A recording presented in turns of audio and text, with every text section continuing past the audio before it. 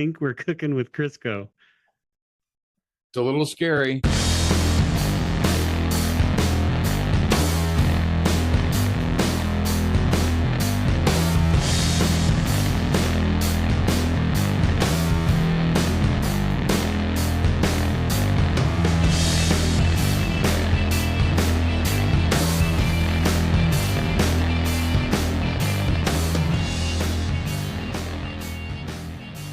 Maybe I'll just sit down and shut up because let's go.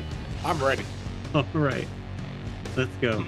Hi, everybody. Welcome to another episode of Get Behind Me, Jesus. I'm your host, Joe Cash, and with me today is a dear friend, Randall Hartman. I'm extremely excited that he's here, especially after it took us so long to overcome some technical difficulties, but we're going to have a great time. I'm going to let him introduce himself and tell you all about why he's here.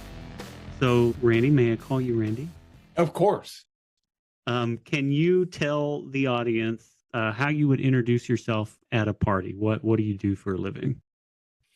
Well, that's twofold for me. First, I would introduce myself as a spiritual heretic, and I'm sure we'll cover that a little bit later. But for a living, I'm working at an elementary school as a special education paraprofessional. And this is my fourth year working at this elementary school. Today was the first day back to school, by the way. Yeah. So what kind of things do you like to do when you're not working? Well, I really love photography a lot. I picked up a camera about, maybe 8 years ago or so. And I've really gotten into that pretty heavily. Very cool. What's your favorite color? Oh, well, I'm going to cheat. It's red and black. Red and black is where it's at. And a few years ago, well, maybe it's been 10 years ago now, I bought a Honda Valkyrie Interstate, and it was red and black, and God was happy, and I was happy, and my wife just tolerated it. That's fantastic. I didn't know that you were a motorcycle guy. You don't still have it, do you? No, I decided to sell it several years ago. And some lady contacted me from Canada, and I found out that she was a Canadian politician. I just remembered her name, Deb Gray. And come to find out that she bought my motorcycle, red and black, Honda Valkyrie Interstate, and she bought a matching motorcycle for her husband. And she, across all these years, she has sent me pictures of her and her husband in various places all across Canada, standing beside my motorcycle and her husband's motorcycle. And it was a perfect match. That's fantastic. I love that. Also, you've gotten your foot in the door of Canadian politics. So yeah. We'll talk more about that later and what your plans are. Okay. What's your favorite movie? Well, I'm not a big movie buff, but years ago, I really fell in love with the movie The Great Escape. It's a World War II movie about a bunch of POWs that, against all odds, escaped. And I kind of like that idea of overcoming odds. And so I'd say that's my favorite movie. Mm-hmm. What about favorite songs or favorite music right now? Yeah, well, it's funny. Some people are really, really into music. I'm not, but I tell you what, in this last week, I've grabbed a hold of a song from my youth, and it's the old song, A Bridge Over Troubled Water. And I've played that 2 or 3 times every day in the last week, and I've actually written a little blog post about it. Haven't published it yet, but it's this idea of, it's a challenge for me to be less of a pot stirrer and more of a bridge builder. Mm-hmm. And I think that's the challenge that I have. Yeah, I think that's a challenge for all of us in times like this. For those of us on a certain side of times like this, it's going to be difficult to build some bridges. But you like the Simon and Garfunkel version? Is that what you've been listening to? Yeah, absolutely. All right. Yeah. Are there others? There are, yeah, Oh, actually. So little known fact about me, I was obsessed with Leanne Rhymes when I was younger. She was a young country music artist, and I think we're the same age, and so I felt connected to her. But she sings a wonderful version of Bridge Over Troubled Waters, oh yeah. and I think several others have. Anyway, it's a beautiful song. I'm glad you shared that. Mm, And I like the motivation behind it. I like reminding yourself to be a bridge builder.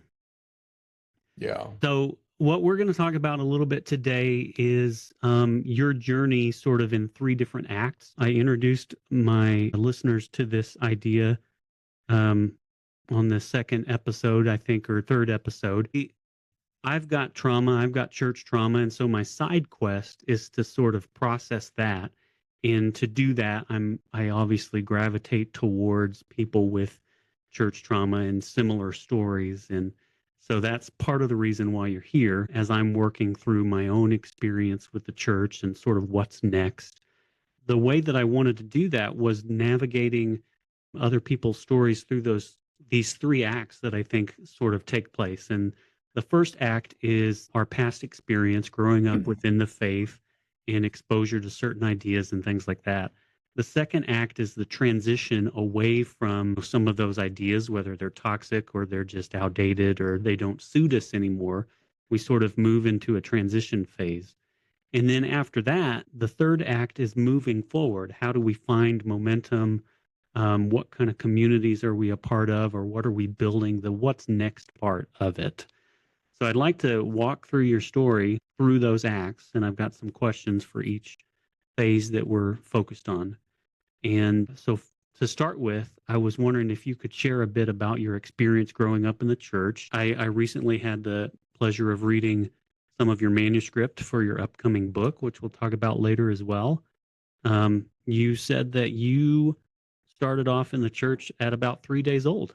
It's Obviously, you can't remember all that, but tell me about your experience growing up in the church. yeah. Well, that's for sure. I was three days old, and the little Nazarene church that I went to was in Goshen, Indiana. My paternal grandfather was the Sunday school superintendent. He ran the Sunday school, and my maternal grandfather was the minister. And so, I was just kind of born knee deep, right into, or actually up to my neck in the Nazarene world, and it's all I ever knew. Is that how you were baptized up to your neck? Because no, Nazarenes don't do infant baptism. I'm thinking of my Catholicism. So, Yeah, but I guess as you were older, you probably walked into the water and got dunked and everything too. Yeah. eventually. Yep. Yeah. Okay. So you were literally up to your head in the Church of the Nazarene. Yeah. Yeah. So thinking back, I'm teasing what we'll talk about later, Sure. but thinking back, were there any moments or messages within the Church of the Nazarene community that in hindsight created any tension for you, or was it a happy experience for you? Well, I would say by and large, it was a happy experience for me Hmm. as a youngster, and even in high school days. Part of that was because my home life was just it it was bad. It was bad. My father, yeah. Let's just let it go at that. So anyhow, every time I went to church, I got away from home and I Hmm. got to be with my church family, and yeah, that was it for me. I was a huge fan of church. They Hmm. they became my surrogate family, but I was going to say, would you say that your church family was more sort of a core part of your family, or more of a family to you at different points? oh yeah, probably at all points, Hmm. you know. But and so I went away to Olivet and graduated from Olivet. I had a degree in business administration, and Hmm. and ended up getting a call to preach. And we can talk about that if you want to. But I didn't really become disillusioned with the Nazarene world until several years ago. So I don't know where you want to jump in. And Yeah, let's put a few pins in that. I'm okay. curious, since your Church of the Nazarene experience actually sounds very similar to mine. I grew up Catholic, but when we transitioned to the Church of the Nazarene, I was at a place in my life where I was very hungry, and the church was like family to me, and I enjoyed spending every spare minute that I could at church. I felt called into the ministry as well, but it was very much a comfortable place for me to start with. And my youth group in particular played a huge part for me in providing that space, not only the friends that I made there, but the leaders of the youth group as well. My pastor, Dale Cosby, he died several years ago with cancer, but before he passed, I was able to reconcile with him, and that's a different story, but I was able to reconcile with him and reinforce to him, what his role in my life meant to me, and how special it was to have had that time with him, and how important it was to me. So I'm just curious if you have a similar story about finding a sense of belonging in a youth group, or were youth groups, a thing? What was that like for you? Yeah, it was a thing way back then. um, yeah, and I just mean that the NYI became a thing later on. yeah, yeah. We had a fairly active youth group for the size of church that we had, and I made really dear friends and in that youth group. And when I went to school, I just hung with my youth group friends. I never really got to know other kids in school because I was just so tight with the kids in our youth group. I have a lot of good memories of those years. Mm-hmm. So they also went to school with you, and uh, were a big part of your community, like Yeah, you. yeah, for sure. Yeah.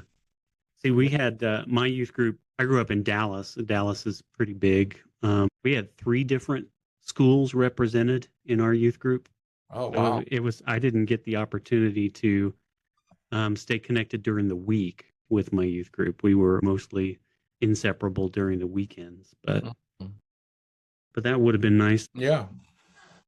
So, when did you feel that urge to go into full-time ministry? What motivated your pursuit of that calling? You mentioned Well, going to Olivet, but you had a business degree. after graduating from Olivet, I tried several different jobs and I found no satisfaction in any of them. And I was driving, I think it was an hour and 15 minutes each way to work at that point in time. And I realized that I was really unhappy with my life. So I began an earnest search to see if maybe God had something else for me. I mean, I was like, surely, God, you got something better for me than this gig. And so that God did respond. And it's a story that's near and dear to my heart. And even now at this age, it's describing a very tender moment. One night before I drifted off to sleep, I was praying and talking to God about how I hoped he would reveal his will to me, whatever it would be. Mm-hmm. I told him, I'll do whatever you want. And as I drifted off to sleep, it was like God impressed upon me the thought that in the morning when you wake up, you'll have all your answers. Well, I fell asleep. And so the next morning, I was getting up really early to make that long drive to work. And I was reading my Bible every morning, and it was about 5:20 a.m. in the morning, and I'm reading in Acts chapter 26. And I'd forgotten about that thought from God the night before. And I'm reading along, all of a sudden I just stopped, and it was as though God impressed upon me these words. when you read the next verse, you'll have the answers to all your questions. And all of a sudden, I was really wide awake, and I looked, and it was Acts 26:16, which basically says, arise and stand, for I have appeared to you to call you to be a minister. Paraphrasing, of course, but it was a really, really definite moment. And when that happened, I swear to you that I saw the white light. I don't know that I've ever seen the white light before, but there's just no doubt in my mind that was God calling me. And I wish that I had enough sense to realize that when God called me into ministry, it didn't mean I had to be.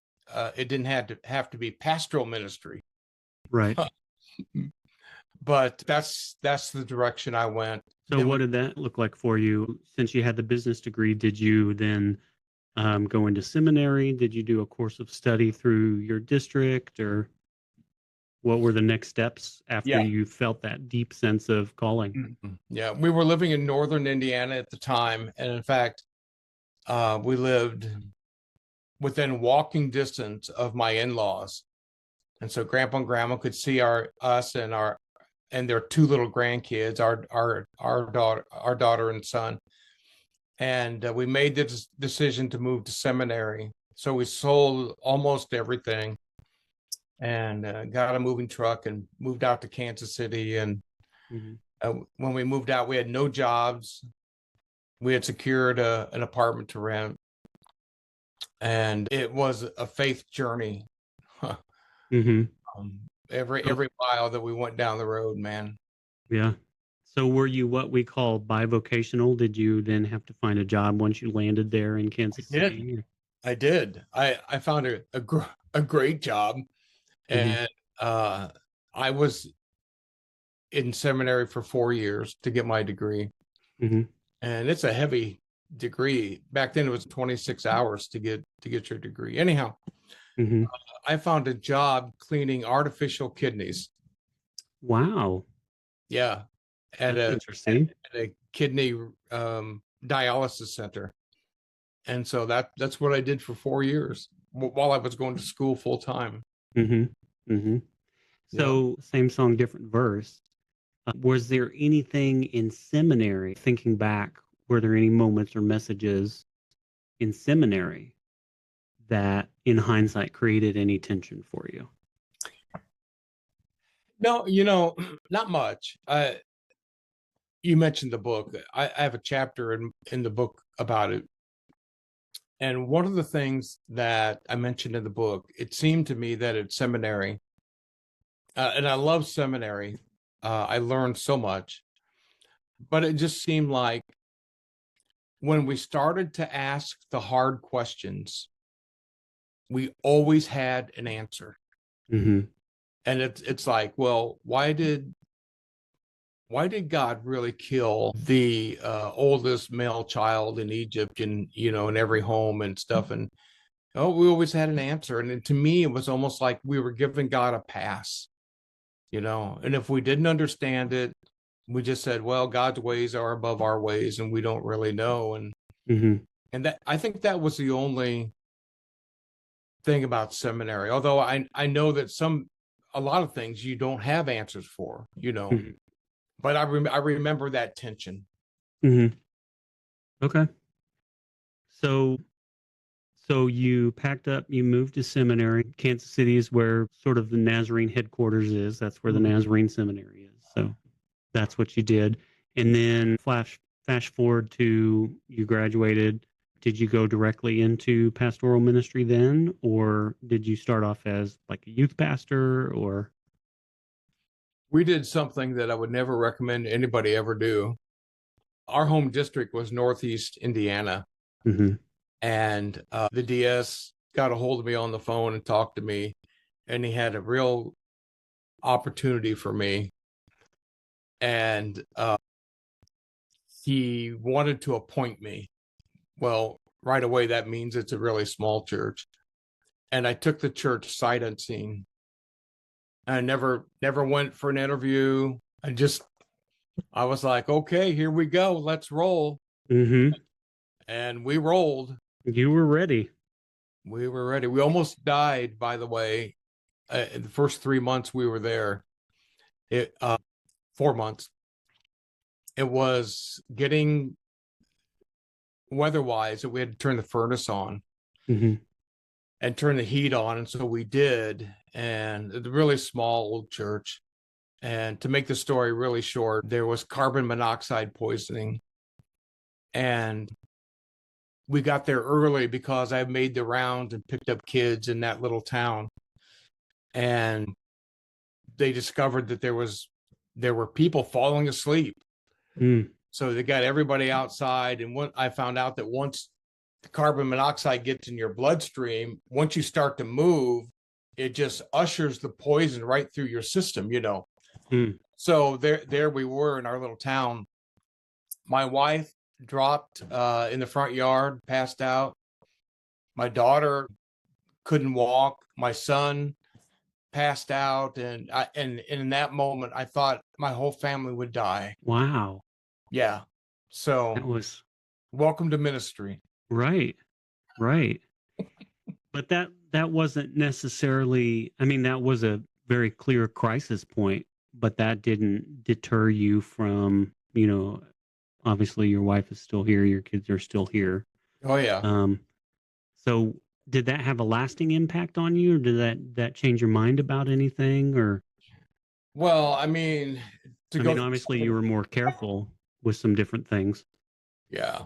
Yeah, there was a crack in the heat exchanger, and we didn't know that in that furnace, but you don't go through something like that and forget it. You always remember that horrible feeling, but Mm-hmm. it didn't change my mind about my call or anything like that. So, sorry, that's interesting. I'm just processing that. Yeah. That that's the kind of experience that becomes a signpost for a lot of people for different reasons. But you have a long and storied and successful career in ministry. So I wonder, are there any other highlights from your time in ministry that you would share before we get to the transition part?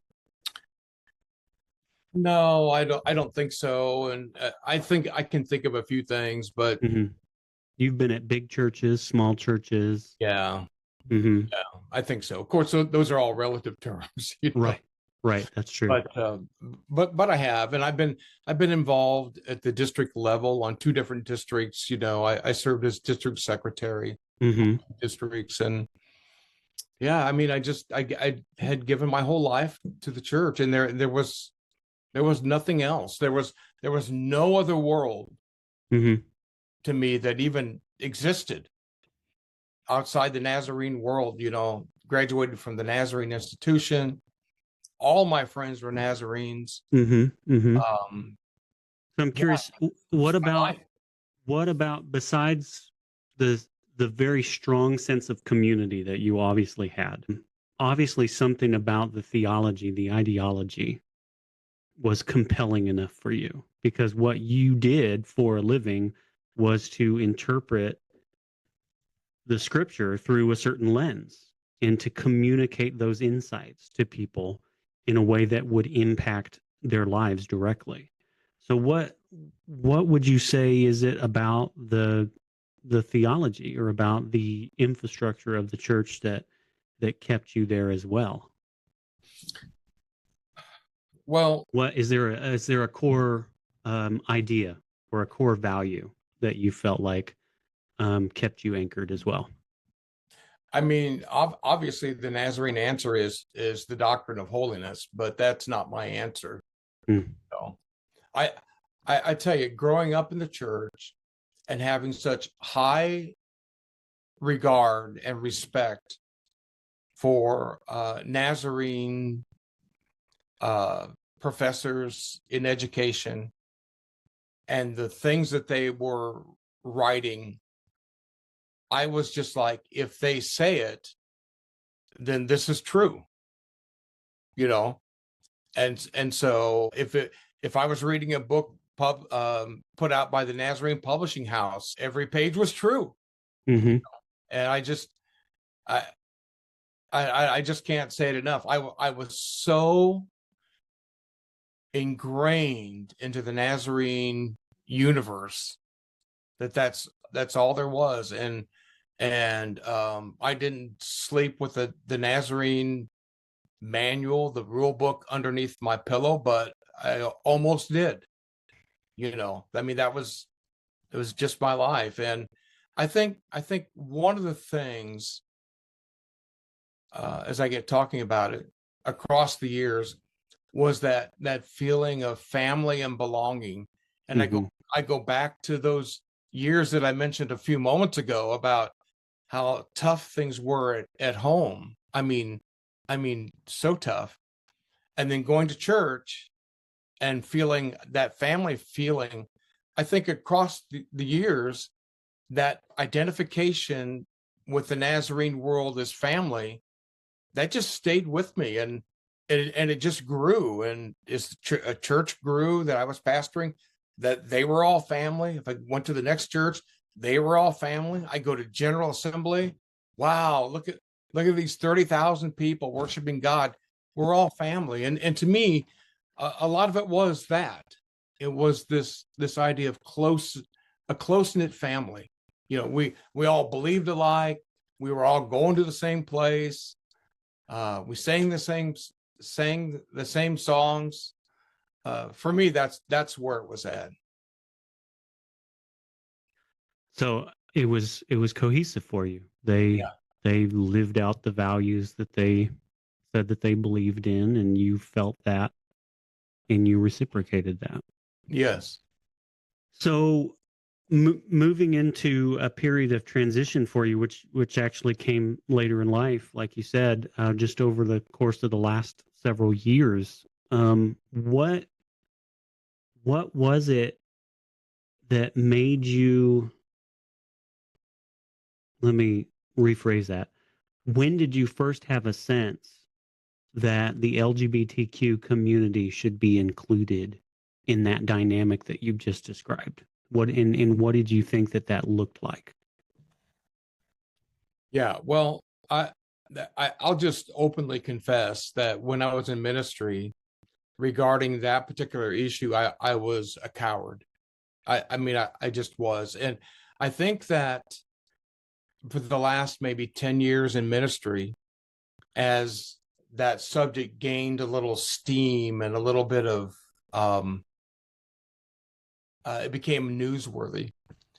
I thought to myself, there might be something to this. And again, as a Nazarene, I'm like, no, this can't be right. But I said maybe there is something to this.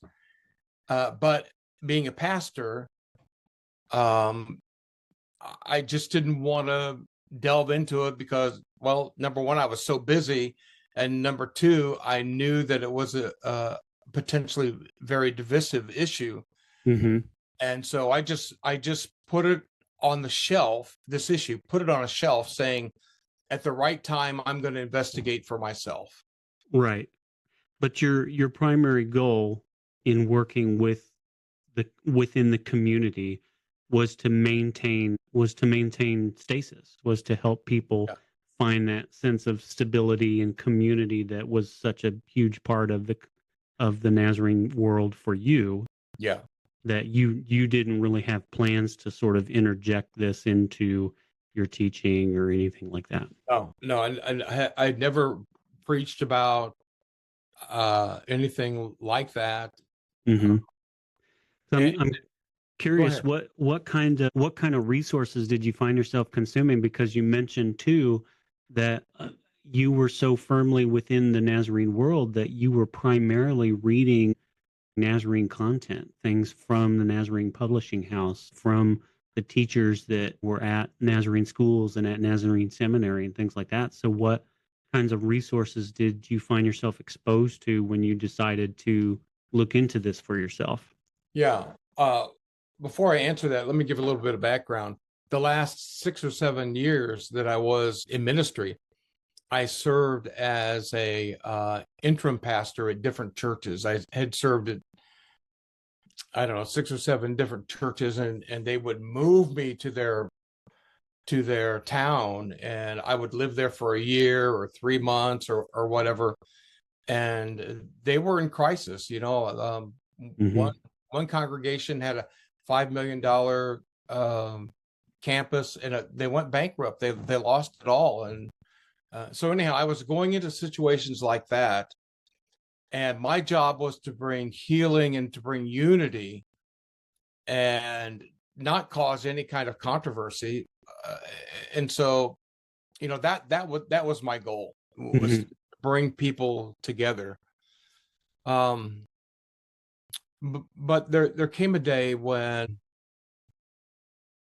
I felt free to begin to read outside of the Nazarene world. And I think a lot of it had to do with the presidential election cycles that were happening back in those days. I remember when Joe Biden ran the first time, and on Facebook, Christian people were saying, if you vote for Joe Biden, you're a baby killer and you will go to hell. And I just couldn't abide by that language and that kind of thinking. And so I made a post on Facebook, and I said, I'm Randall Hartman. I'm an ordained elder in the Church of the Nazarene, and I'm voting for Joe Biden, and I am not going to hell. And within 24 hours, no exaggeration, there were over 800 comments. Mm-hmm. 800 comments to that little post.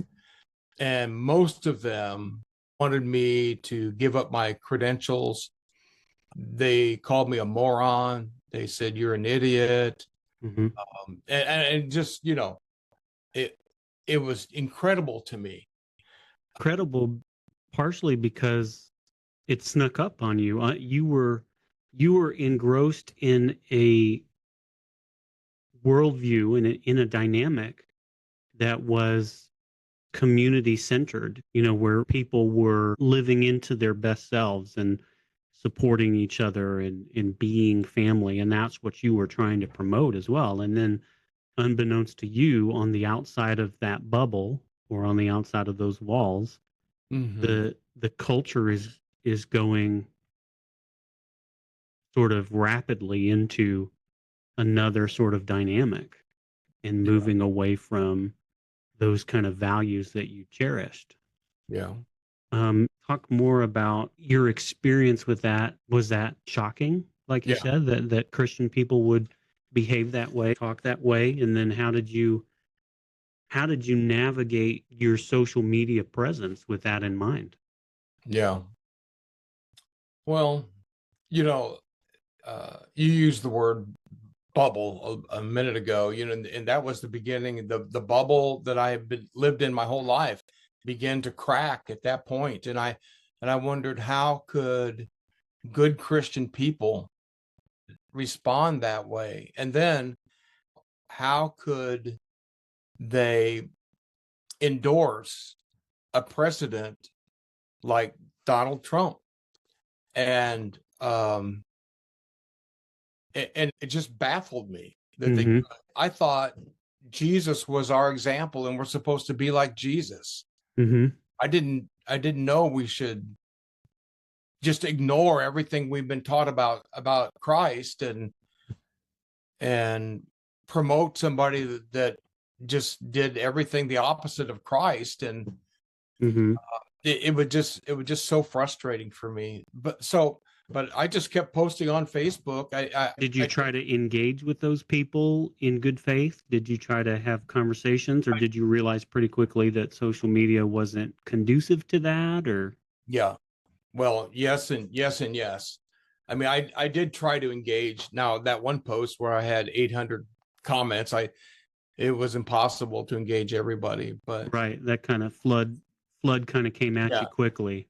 but it's always been my feeling on Facebook that I will raise some issues that I think need attention. Mm-hmm. It's that good trouble mentality to create Mm-hmm. good trouble, to create awareness of things that I think ought to be held up to the light so people can really understand and see what's going on. And so I did that, but I've always tried never to be mean on Facebook. And I think I pretty well have stuck to that. I want to be kind. I know that some people go through terrible things, and that influences how they are on Facebook and all that. So I gave people the benefit of the doubt, but yeah, that's when the bubble really began to burst for me, though. So with that realization that the toxicity outside the community, at this point it was outside the community primarily for you. But with that revelation, how did you navigate your conviction about the LGBTQ community without a sense of having to hide or censor yourself? Or did you feel like you needed to hide and sort of censor that part? Well, I had gotten to the place in my career where I had finished doing some transitional work, as I mentioned just a moment ago, and COVID hit, so we were staying home a lot, and I decided I would take that opportunity to do my own personal research about the queer community, Mm-hmm. and arrive at a long delayed decision about this issue for myself personally. So I began to read all of the verses that have been used, and I did not find them convincing. I mean, if we find them convincing, then, when Paul says the women should not speak in the church, then why do we get to, like, not adhere to that verse? And by the way, I love women in ministry. I have nothing against that, but I'm just making the point. The hermeneutic is not consistent. You have to have a consistent hermeneutic. And so, yeah, so I began to read the Bible, did that, and then I began to read people outside of the Nazarene world and to see what they had to say about the full inclusion of the gay community. And Right. I was convinced that I was on the right track. And the last thing I did, Joe, was and this will sound not surprising and maybe cheesy, but I really sought God. I really did. I sought God because I knew that it was a big thing for me to say, I've changed my mind about this. And so I remember praying about it, and I had another kind of a little God moment when as I was praying about that, it was almost as though God laughed at me, and I heard the laughter. And again, you understand, or not really, but I mean, I heard God laugh, and he said something like, "You're just beginning to understand my love, and that I am in fact a God of love, and I love them every way in the same way that I love you, and I love them no differently, and I treat them no differently." Mm-hmm. I felt like God gave me a thumbs up on this decision to change my mind. And so, again, going through this COVID thing, so I wasn't pastoring a church, I wasn't leading a church through any transition, I wasn't teaching Sunday school, I had no ministry. And I thought to myself, I'm going to write a little article, a 500-word article. I'm going to entitle it, "I've Changed My Mind." And I posted it on my website, randallhartman.com. And I posted a link to the article on Facebook. That's all I did. And I thought, nobody will care. And initially, nobody did care. Only about 40 people clicked on the link and read it. But before too long, I got a call from the district superintendent. He wanted to have a meeting to sort these things out. And so we had a meeting, and he wasn't happy with my position. And after the meeting, he sent me an email and said, "Well, let's just forget about this." He said, "I don't want you to write any more articles about this. Just drop it." Mm-hmm. And so I thought about it, and a week later, I sent him an email, and I said, "Thank you for your wisdom, but I've prayed about it, and God wants me to continue to write." And I think that really made him mad.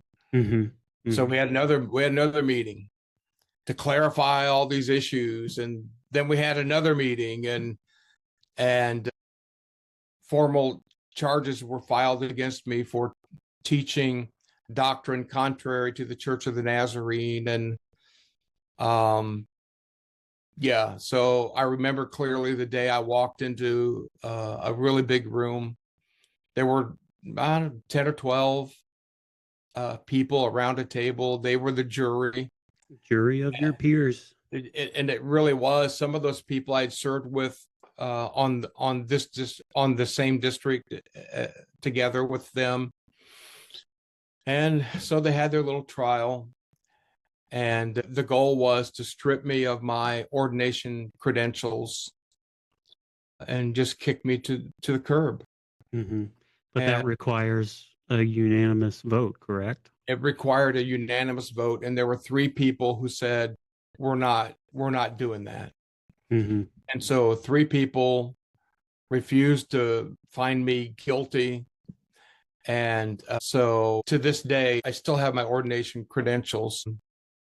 Again, the district superintendent was not happy with that. He clearly had conversations with people at headquarters, and he came back and wanted to have a online meeting with me, and he did, and we did. And he said, "Well, I want you to know that the vote, you had 3 people that wouldn't join in to find you guilty, but you were not found not guilty. And so the charge is still pending. And if you continue to write and continue to talk about this issue, we have every right to bring this charge back up to you again, or we will file new charges against you. But you need to stop what you're doing." And so there was that overt threat, And this was what year? Oh man, it had to have been 3.5 years ago. Okay. Something like that. So it was between 2021 and 2022.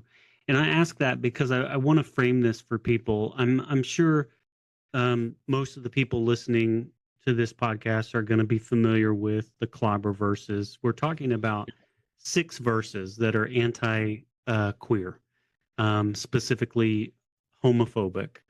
But that terminology that is used in those verses was not used until 1946. A decision was made on the interpretation of these scriptural passages that was going into a new translation of the Bible. In 1946, the decision was made to use the word homosexual.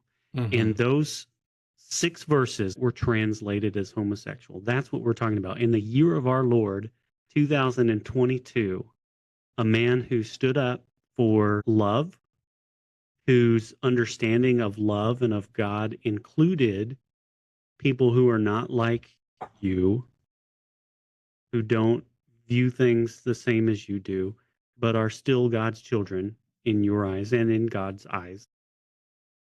You went through a heresy trial. Yeah. Because of that, because of those 6 verses and a decision in 1946 that you took issue with in the year of our Lord 2022. Yeah. So I didn't have a chance when Dr. Ord was on the podcast to talk to him about his trial. But Mhm. you stand in good company. There are other people in the Church of the Nazarene who have been tried and excommunicated Mhm. or over this issue. And so I just want to frame that for people. We're talking about the 21st century excommunicated from a church because of heresy. And the heresy is that God had the has the audacity to love all of us. That's a that's a pretty that's a pretty clear crisis point. That's a pretty clear transition in your hearing your story like this. It's not a departure for you from what you believed or from what you experienced within the church. But there are clear crisis points where that perspective that you lived with and experienced, and maybe almost, I don't want to put words in your mouth, but maybe almost even took for granted, was sort of violently wrestled away from you as you were exposed to, and in much the same time as many other people within the evangelical church. Mhm. In 2016, things were starting to come to a head. In 2020, things really broke open wide Yeah. and revealed the contrast between what you were experiencing, what you were believing and teaching, and what you were experiencing at the hands of other Christians. Maybe not even Christians within your tradition just yet, but then that even escalates and becomes the reality that you experience from Christians within your own tradition. So here we have a pretty huge crisis that marks the beginning of this, and then it just all kind of piles on. Yeah. So I'm wondering, how did you navigate your conviction with all of that going on? What specifically, what impact did your everyday experiences have on those ideas? Um, you mentioned the blog post and how initially very few people read it, but then obviously it blew up. But what happened as a result of that? Were you contacted by queer people? Mhm. Did you then have a growing exposure to the queer community, and how did you navigate that alongside them? Yeah, it is funny, by the way, you said it blew up. I said that 40 people clicked on the link, but once my district superintendent began to bring charges against me and all that stuff, over 4,000 people clicked that link, and Hmm. he kind of created his own crisis. Right. They could have But quietly brushed this under the rug. yeah, yeah, but he didn't, and here we are. Say your question again. So when that started, and in particular, you Oh, have this platform, you have your blog, yeah. and as a result of that increasing exposure, those 4,000 people, I'm sure that some people reached out to you. Yes, yes. What was that like? What Yeah, what kinds of conversations, what kinds of people yeah, were you interacting with, and then how did you navigate that together with those? yeah. Thanks. Mhm. Yeah, I was surprised at the number of people, once the word got out, that sent me private messages. And a lot of them were people that had become disillusioned with the Church of the Nazarene and left. Some of them felt like they got run out. Some of Mhm. them were queer people that had been in a Nazarene church as lay people. They got upset and they got hurt, and they left. And so, until this whole thing happened, I'm embarrassed to say that I didn't really have any queer friends at all. Mhm. Not, I didn't know about it, but through this experience, I started to gain some friends in that community. And Mhm. to me, that was a real positive thing that came from that. The other thing that happened was I received emails from people saying, we want to be at your trial and we want to speak on your behalf and we want to let the jury know that what they're doing is wrong. Mm-hmm. Of course, they couldn't, but Right. they said, we want to write a letter and we want you to give the letter to the jury and have them read it. And I said, I'll see what I can do.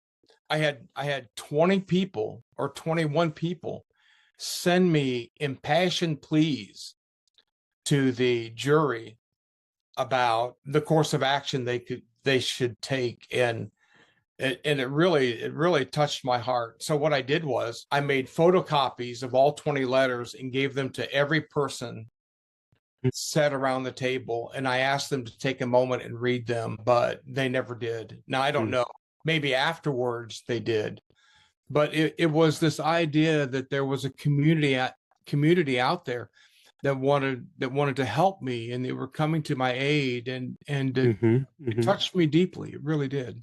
So just to drive that home for people, now that you've been exposed to the queer community in a very dramatic fashion, do you have any regret for the position that you've taken? Do you feel like your convictions are justified? What do you think about the queer community now? Well, if I have a regret, it's that I kept my mouth shut for so long. That years ago, when I started to wonder if maybe God saw that community in the same light as he did the people in my church, that I kept my mouth shut and I decided not to investigate. That's my only regret. Yeah, Well, they're just wonderful folk.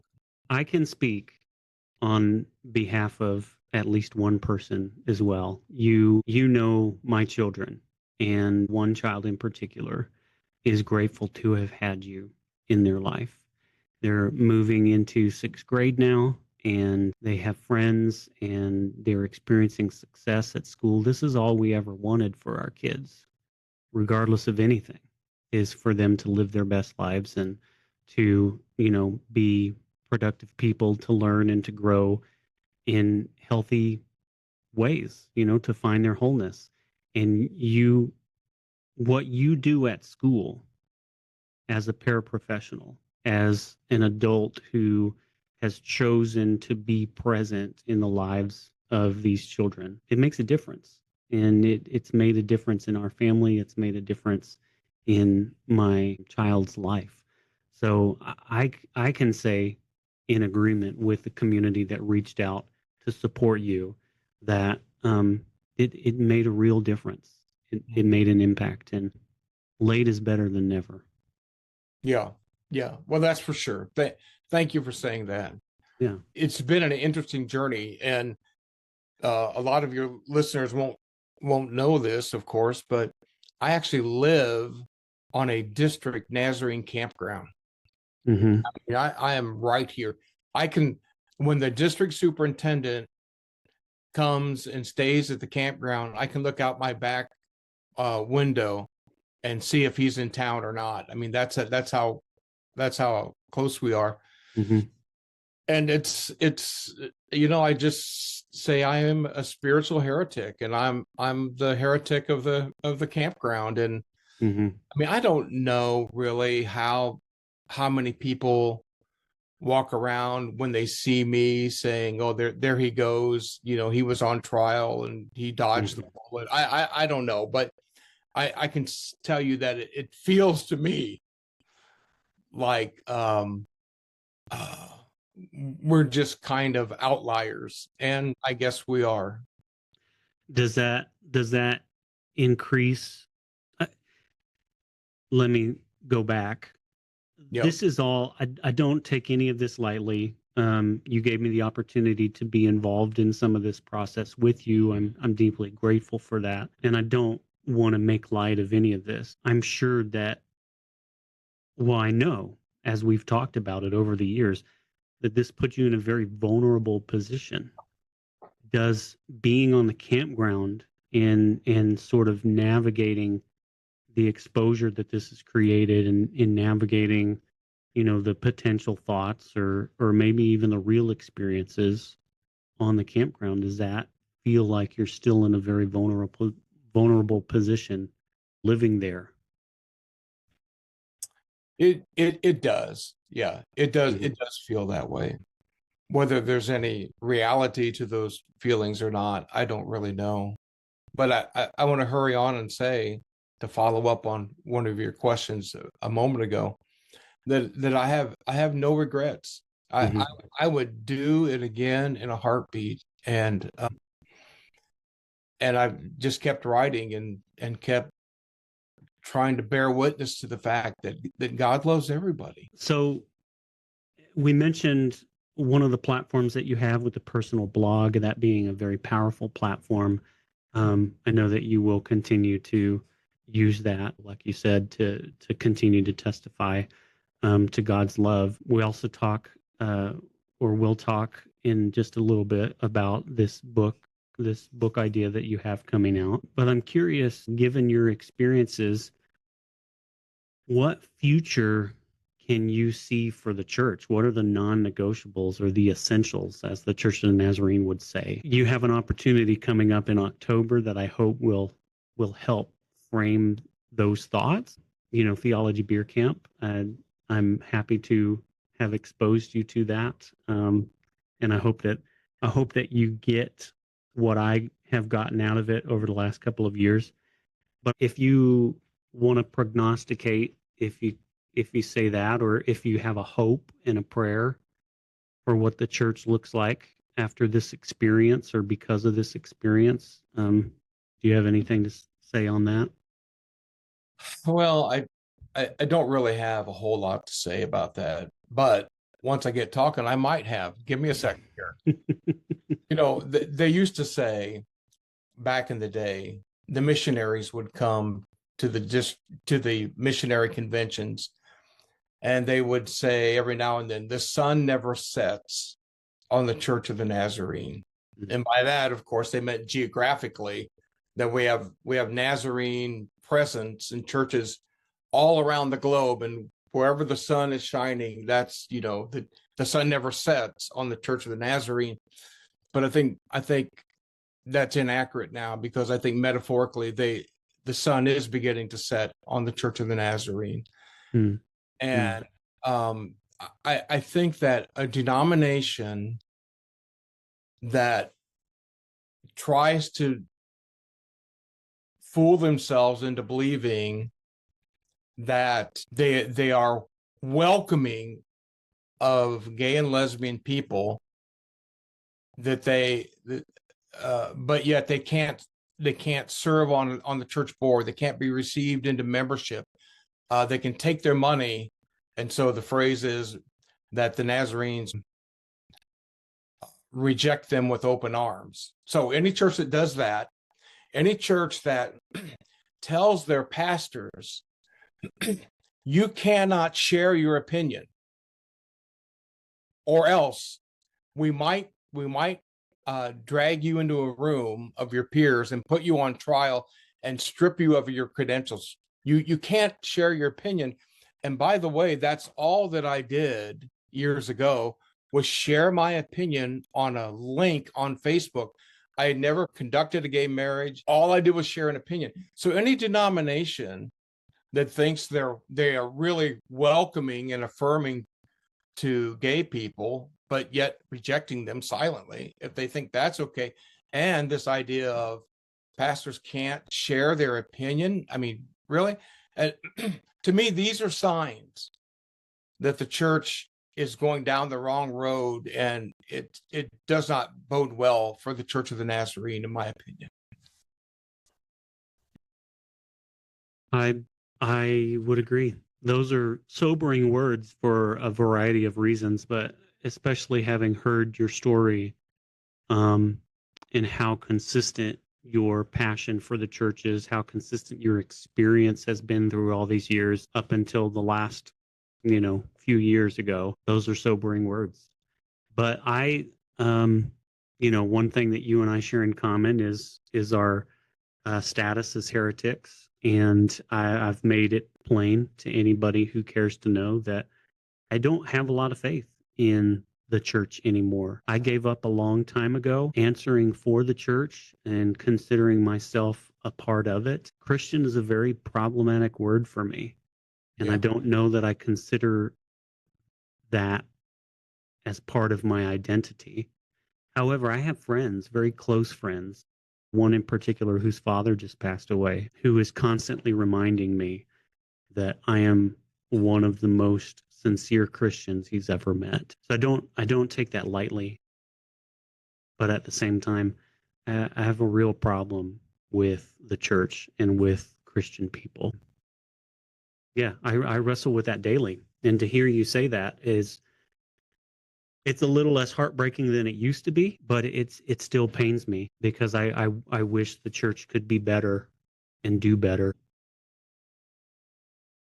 I don't know if I want to ask this last question that I have. We're firmly within the third act of your story and what it looks like for you to move forward. I don't think, and you've said this before, so if you want to reiterate it, please by all means do, but it doesn't sound like you're going anywhere. They'll have to drag you kicking and screaming out of the Church of the Nazarene. But I hope that your experience of Christians, of Christianity, particularly of good theology, I hope that that continues to evolve and expand. And again, you have an opportunity here in October for that to be the case, not to build it up too much. But Theology Beer Camp has been a huge deal. I'm very excited if you're still going. I'm very excited about that. But to wrap up, I'm wondering if for someone who's listening, who's struggling with family or a faith community that doesn't fully accept them, what is some advice that you would offer about finding their own sense of community and belonging?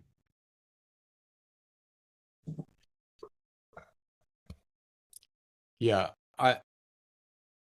if you could rephrase that, that would be helpful to me. Yeah, what for someone who's listening that is struggling with family or faith, what would you say to them? Yeah. You know, especially if it's over this particular issue.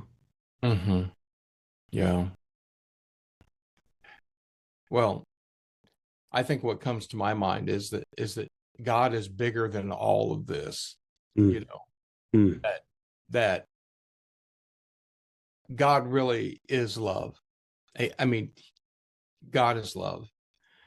And the church is a man-made institution that is geared to try to emulate and share the love of God, but because it's man-made, it falls more times or fails more times than it succeeds. And I would say just look beyond what the church says and what the church does, and look harder. What would you say to people who are still part of non-affirming communities? There's something in particular that I've heard you say over and over again, and that's that it's never wrong to do the right thing. Yeah. And I wonder if you can articulate that somehow to someone that's still a part of a non-affirming community. Yeah. That's the tagline on my website, by the way. Yeah, it's never wrong to do the right thing. Yeah, I just think that you need to dig a little deeper and really believe that God is bigger than all of this, you know. And dare to begin to read and think outside of the Nazarene world and universe, you know. There's a lot out there, you know. And I don't want to really go back to my childhood, but you know, when I was young, it was just us. And if you were anything other than Nazarene, you were just going to hell. It didn't matter. I mean, you could have been a Methodist back in those days, and Mm-hmm. you were going to hell, because Right. we're so tight and so just so almost almost cultish in some regards, Mm-hmm. But if you're on the fence about all of this, take a deep breath and dare to begin to read books other than books that were published by the Nazarene Publishing House or broaden your horizons. Take it upon yourself to learn. And here's really a big thing. Dare to think for yourself. Mm-hmm. Dare to think for yourself. And we grew up, those of us at least that grew up in the church, if the Sunday school teacher said something, we had a tendency to believe it. But when the preacher got up and said it, man, that was just true. And guess what? It probably isn't true. Mm. It might be true, but may not be true. Well, Dare one of the think for yourself. yeah, yeah, and one of the if we're talking to Nazarenes who come from a Wesleyan holiness tradition, or if we're talking to somebody outside of the Wesleyan holiness tradition, there still is this very useful concept called the Wesleyan quadrilateral Mm-hmm. that talks about how scripture, tradition, reason, and experience have co-equal parts in how we understand the world around us, how we come to understand God, how we interact with the people in the world around us. So just to elaborate on that point even more, experience and reason tend to get thrown out a lot. Yeah. In tradition and scripture tend to take the wheel.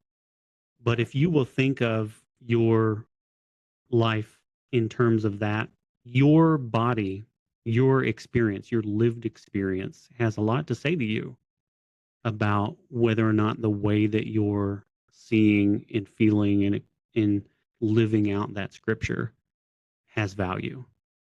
And reason has a lot to say to you about whether or not the scripture has value. And that's not to say that there's no value in some scripture. There is, but it's nuanced, and you have to engage that nuance, and you have to use all of those senses to engage that nuance. So I would join you in admonishing people to do that. I loved what Tom Ord said on your podcast. He said, Scripture is best interpreted through the lens of love. Mm-hmm. I heard that phrase. I'm like, yep, that's exactly right. Mm-hmm. And for people who doubt the sincerity of that, please check out Tom Ord. But if you doubt the theological coherence of that, open and relational theology has a lot of very serious answers to the questions that you likely have about that. So I encourage you to check out open and relational theology in Process Thought. One of the ways that you can do that is through Tom Ward's website, but also in the C4ORT website. There are a ton of resources out there. And all that to say, there are sincere Christians who share this view that you've been presented today by my friend Randy. Sincere Christians out there who believe that God is love, who believe that the scriptures are coherent in communicating that truth, and that more than that, the person of Jesus Christ is the culmination of that conviction. That the character and behavior of God as we experienced it through Jesus Christ, or as we experienced through the lens of people who experienced it in Jesus Christ, that there's still a story and there's still a truth there that that reverberates those values of love. So check that out. Go ahead. Yeah, I was just going to say one of the problems that we have in the church is that we have been discouraged from asking the hard questions. But um, we have to find freedom to be able to ask the hard questions, and that's one of the things that I try to do in my book. And the hard questions that I ask in the book are about God, and my book is not a book of theology, because I'm not really a theologian. I'm not an apologist. I'm not trying to prove a point to anybody. I'm just asking hard questions and sharing with kind of my perspective on all of that, But ask the hard questions and see what happens as you begin to deal with your understanding of God and who he is. Mm-hmm. Speaking of your book, I've only read the introduction and the first chapter, and I don't want to give away too much. It is upcoming, but do you have any idea of when it will be finished and published, or who you'll offer it through, or is that stuff still in the making? That's pretty much still in the making, but I began the summer with the goal of writing a book by the end of the summer in 3 months, and I accomplished that. It's a rough draft, and I mean it's really really rough, and so I need to go back and the hard work in writing a book isn't the rough draft. The hard work is going back and looking at it word by word and line by line and trying to have it make sense and polish it up. And that's kind of where I'm at right now. Mm-hmm. I'm hoping that maybe the first couple months of next year it'll be ready. And do you have a working title for it yet, or is that something that you can't share?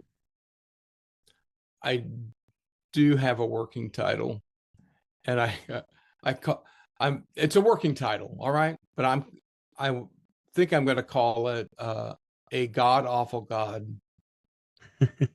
And it's my attempt to look back in my life as a child, and then as a teenager, and then as a young person and in ministry, at how I viewed God at those different stages in my life. In fact, I use a metaphorical device when I'm writing of a archaeological dig, and what I'm doing is I'm digging back through my mind. Now I'm 71, and dig back to all the way to my very first memories of God, and kind of dig around in that memory and to find an artifact. And in fact, chapter 1 talks about me having my first memory of God, and I found a family Bible in our living room, and I opened up the cover, and there's the scariest picture a 5-year-old could ever see of God.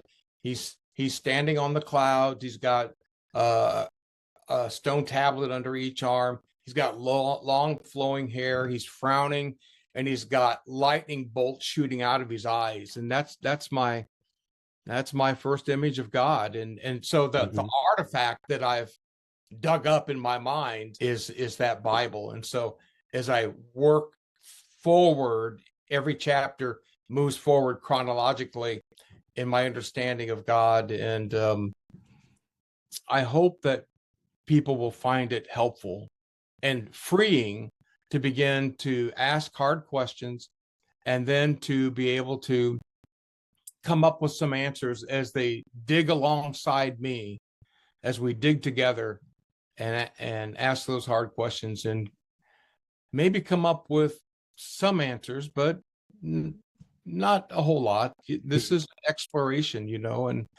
and it's okay. We're human. It's okay to not have answers. It's okay. Yeah.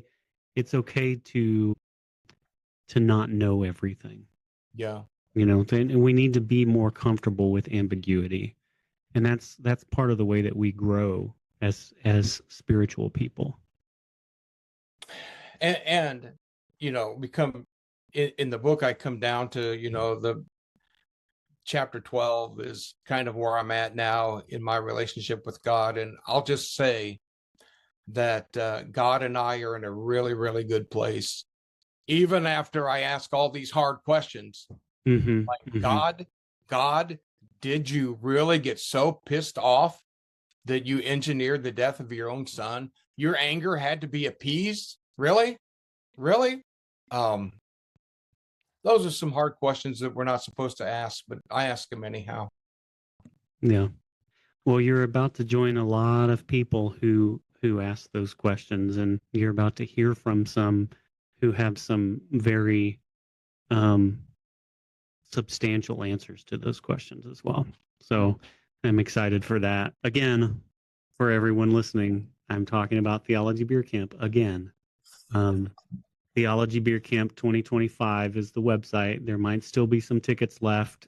Sorry, I'm not one of the cool podcasters yet, so I don't have a discount for you, but please, please, please check it out. Find communities where it is okay to ask those questions. Find communities where people are dancing with the scripture. I have a Jewish friend whose some of his most vivid memories of his faith experience. And I've heard other Jewish people talk about it as well. But dancing with the Torah, dancing with the law, God's revelation to us. We're meant to dance with it. We're meant to interact and ask questions and have doubts and be honest and be vulnerable because God meets us there. And so I hope that people will explore these opportunities to do just that. Well, I want to be respectful of your time. Is there anything else that you'd like to address or that you want to speak to? No, I think you've done a great job of asking questions, and I can't think of anything right at the moment. Well, I think we did well. I think we tapped into what we had before. We had technical difficulties, and I think we expanded on that. And I'm very happy to have spoken with you. Appreciate your story as always. Would love to have you back. As your book develops and we've got more time to talk about that. I really like the concept. I think it'll be very helpful for a lot of people. And you need to trademark that title because that's a good one. Yeah. Well, thank you. Yeah. So yeah, I think we got it. I think we did good. So I thank you so much for being here. Thanks for your patience getting everything set up. And well, thank you very much, Joe. I know we really struggled in terms of the technology, but we got it done, and I'm grateful that you didn't give up. So thank you very much. No, yeah, I'm glad that you didn't get exhausted with me. And like I said, I think this is going to be really great when we put it out. I've got your website in the show notes and some other mentions. But yeah, anything else you want people to know about where to find you besides randallhartman.com or Randall Hartman Photography? No, I think that'll work. Okay. I'm certainly happy with that. Okay. All right, man. I'll be in touch. Thank you very much. Sounds good. All right, we'll see you. Have a good night. Okay, you too. Bye-bye. Bye.